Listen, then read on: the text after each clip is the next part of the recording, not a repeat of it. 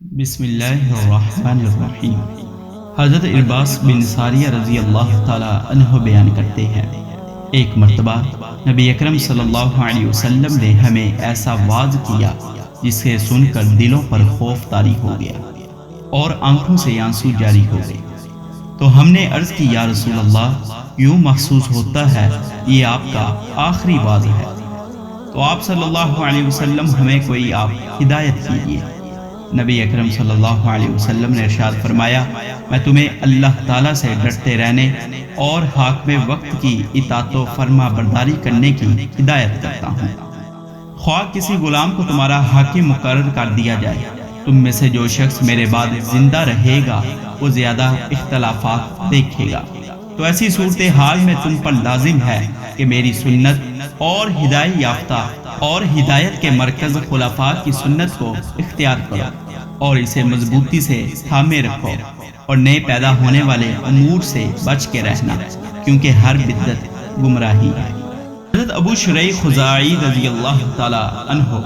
بیان کرتے ہیں، ایک مرتبہ نبی اکرم صلی اللہ علیہ وسلم ہمارے پاس تشریف لائے اور آپ صلی اللہ علیہ وسلم نے ارشاد فرمایا، کیا تم لوگ اس بات کی گواہی نہیں دیتے کہ اللہ تعالیٰ کے علاوہ اور کوئی عبادت کے لائق نہیں ہے اور میں اللہ کا رسول ہوں؟ تو لوگوں نے عرض کی، کیوں نہیں، یعنی ہم اس بات کی گواہی دیتے ہیں۔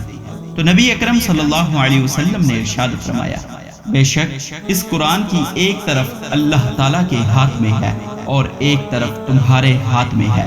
یعنی اسے مضبوطی سے تھام کر رکھو، اس کے بعد تم کبھی ہلاکت کا شکار نہیں ہوگی۔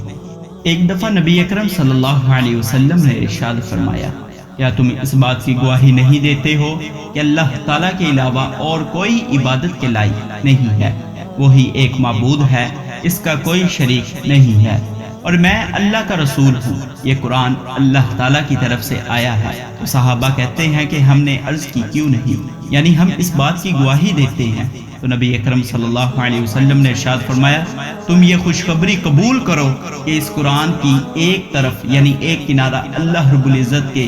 ہاتھ میں ہے اور ایک طرف تمہارے ہاتھ میں ہے، تو تم اس کو مضبوطی سے تھام کے رکھو، تم اس کے بعد کبھی ہلاکت کا شکار نہیں ہوگے اور گمراہ بھی نہیں ہوگے۔ حضرت ابو سعید خدری رضی اللہ تعالی عنہ بیان کرتے ہیں، نبی اکرم صلی اللہ علیہ وسلم نے ارشاد فرمایا، جو شخص پاکیزہ خوراک کھائے اور سنت پر عمل کرے، یعنی حلال رزق کھائے اور سنت پر بھی عمل کرے، لوگوں کو اپنی زیادتی سے